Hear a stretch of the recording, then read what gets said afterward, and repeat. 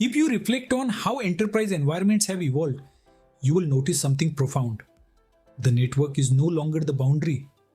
The data center is no longer the center. Devices are no longer fixed. Applications are no longer local. What remains consistent across all of it?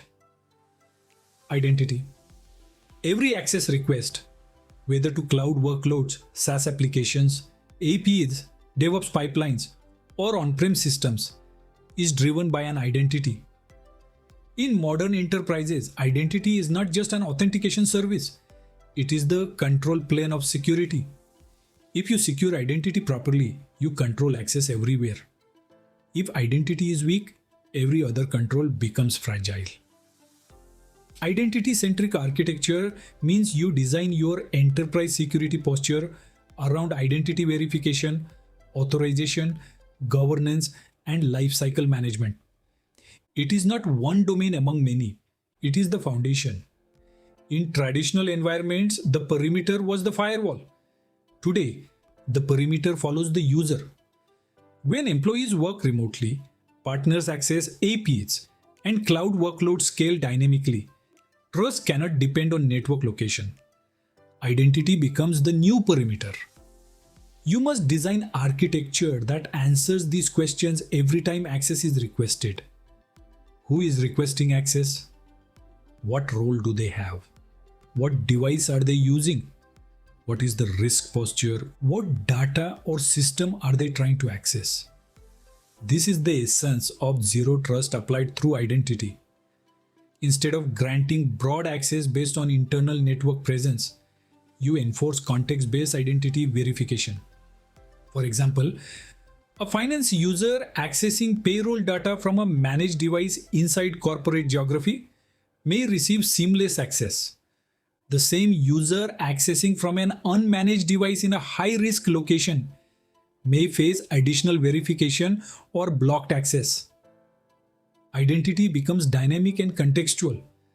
As an architect, you must ensure that identity controls are consistent across cloud platforms, on-prem environments, SaaS applications, APIs, DevOps tools. Identity must not fragment across silos.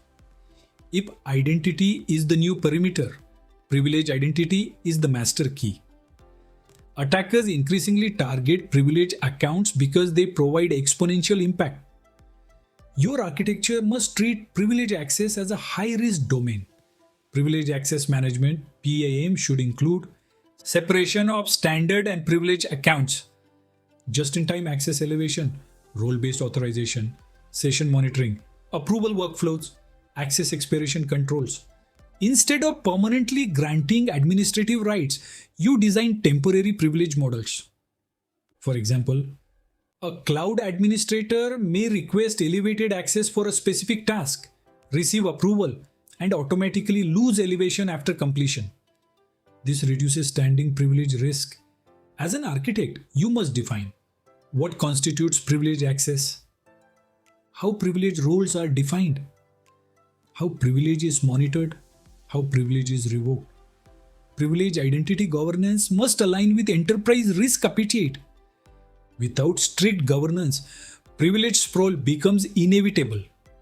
And privilege sprawl is one of the most common root causes of catastrophic breaches. Static authentication is no longer sufficient. Conditional access allows you to enforce policies based on context. You must design strategies that evaluate user risk signals, device compliance, application sensitivity, location risk, behavioral anomalies. Conditional access policies should be aligned with business sensitivity. For example, access to public collaboration tools may require baseline authentication. Access to sensitive financial systems may require multi-factor authentication plus compliant device posture. Access to highly sensitive operational systems may require additional contextual checks. As an architect, your role is not to configure individual policies, but to define the strategy. Which applications are high sensitivity? Which user roles require stronger enforcement? How do risk signals integrate with enforcement? How do you avoid policy conflicts? Conditional access must be structured, not reactive. It must align with data classification, business impact, and regulatory requirements. Most identity discussions focus on human users. But in cloud-native environments, workloads often outnumber users. Applications, services, containers, and automation scripts all operate using identities. These are workload identities. If not governed properly, workload identities can become invisible attack paths. Your architecture must address service-to-service authentication, managed identities for cloud workloads, secrets management, token expiration policies, least privilege access for automation. For example, instead of embedding static credentials in application code, you design systems where workloads authenticate using managed identity mechanisms with tightly scoped permissions. This reduces credential exposure risk. Workload identities must be discoverable, governed, audited, restricted by least privilege. As enterprises adopt DevOps and microservices architectures, workload identity governance becomes mission critical. Ignoring it creates blind spots. Identity governance ensures that access aligns with role and necessity. It answers key questions. Who has access to what? Why do they have it? Is it still required? Who approved it? When should it expire? Governance must include role-based access models, joiner mover lever processes, access certification reviews, automated deprovisioning, segregation of duties enforcement. For example, when an employee changes departments, access should adjust automatically based on role mapping. When an employee leaves, access should be revoked immediately across all systems. Manual processes introduce delay. Delay introduces risk. As an architect, you must ensure identity lifecycle processes integrate with HR systems, directory services, and cloud platforms. Identity governance is not only operational efficiency, it is risk control. Unrevoked access is a silent vulnerability. Identity-centric architecture must extend across multi-cloud platforms, on-prem systems, SaaS providers, DevOps toolchains, OT environments where applicable. Federation and centralized identity providers allow consistent policy enforcement. When identity is centralized, access policies are uniform. Logging is consolidated, risk detection is integrated, compliance reporting is simplified. Without integration, identity becomes fragmented. Fragmentation increases administrative overhead and reduces visibility. Your architectural objective is to eliminate identity silos. One control plane, multiple environments, consistent enforcement. Identity is directly tied to business exposure. Compromised credentials can lead to data breaches, financial fraud, operational disruption, regulatory penalties, brand damage.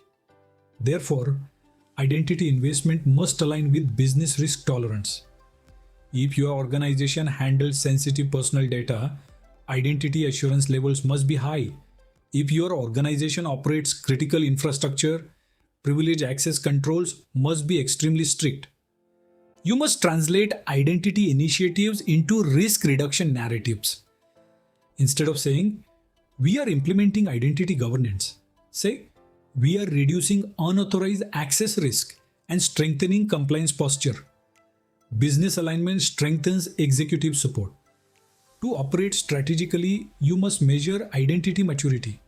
Metrics may include multi-factor authentication coverage rate, percentage of privileged accounts governed, access certification completion rate, time to deprovision accounts, number of standing privilege accounts, workload identity inventory coverage. Metrics transform architecture from theoretical design into measurable progress. Executives respond to data. When you demonstrate maturity growth, you strengthen your influence. Identity-centric architecture also requires cultural change. Users may resist stronger authentication. Developers may resist least privilege constraints. Administrators may resist losing permanent privileges.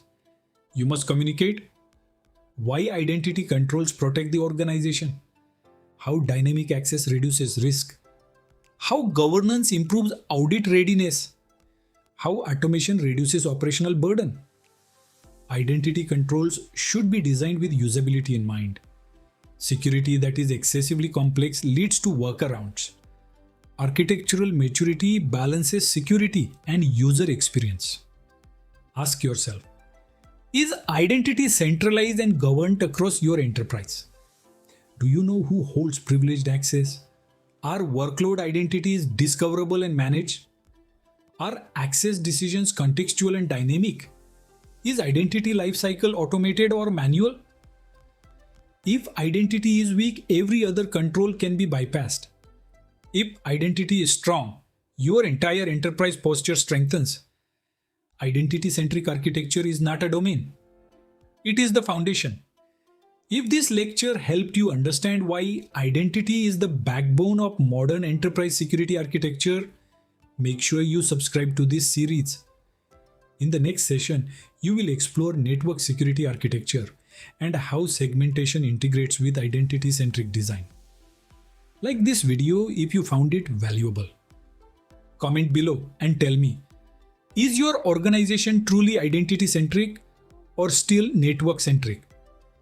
Your journey toward mastering enterprise security architecture continues in the next lecture.